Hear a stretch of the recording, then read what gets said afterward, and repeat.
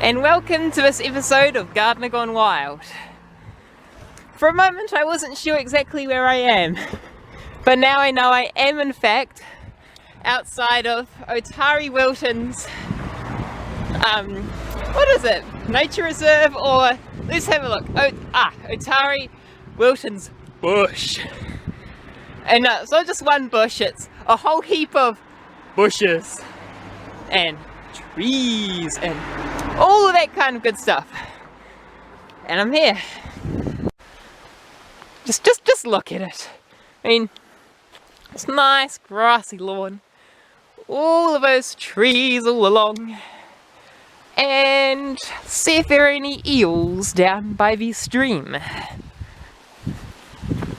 Because I was, doing some work with the conservation program, and it's the first time I'd properly been here for ages. Oh, eel. And what I was saying is, of course, I saw eels around here. Eel. Such a rare sight. Hello. Eely.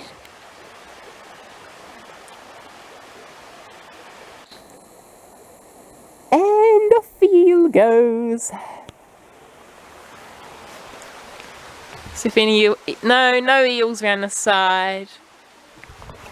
Oh, you're coming back. Oh, there's more. There's 2 eels. Not sure you can see it that well here, but so they wave a. Oh! It's eel fighty time. Oh wow. I mean, eels are just great. Basically, they're a sign that you actually have an ecosystem happening. Because, basically, eels are obviously, they're pretty much scavengers. They're basically, scavengers. So, that's why when people, toss out, old meat and everything off a barbecue, for example, the eels will go along and eat that. And basically, the way the eels have their teeth arranged is that they don't chew their food, they just swallow it up. So their teeth are actually arranged on the inside part of their mouth, and that way they can basically swallow their food whole, and the teeth, several rows of them down the throat, help to grip and hold on to the food. So that way they can swallow quite large hunks of, meat and other things like that, and swallow it down whole.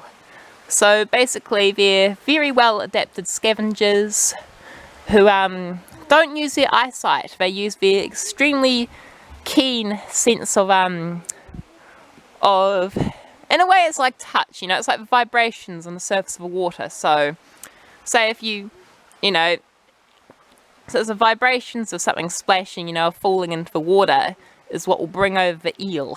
And, it can be something like even from a rat swimming across the water to a bird falling in or something like that. See, I can't really see any more eels at the moment, but that's basically how eel works. More or less. Could have given you a much more in-depth explanation, but God, just looking at those eels is so distracting. In a good way. It's like a really good distraction. So up we go. Up we go. Past these well-buttressed, tall trees. And onwards and upwards to the end of this video, which I believe is actually impending. So, it's just soak in the vista. Beautiful landscape, beautiful gardens, and all I can say is the team here at Otari-Wilton's bush do a stunning job of this place, and the bush is just stunning, and everything's just stunning. So just think this place is awesome. Hope this channel's awesome, and well, I hope you tune in next time for the next episode of Gardener Gone Wild.